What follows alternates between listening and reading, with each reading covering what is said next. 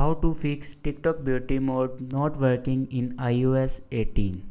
So let's start the video. First of all, open TikTok and you can see the option 3 lines. Click on it and click on setting and privacy and scroll down and you can see the option report a problem. In sports and about section you can see a option report a problem. Click on it and scroll down last and click on chat with us, and here you can write your problem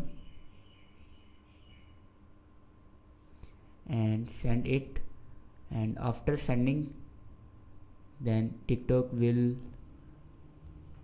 fix this issue.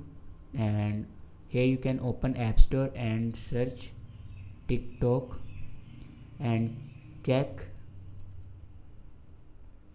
your TikTok will be updated or not. If it doesn't update, then update your TikTok. After updating TikTok, your problem will be fixed.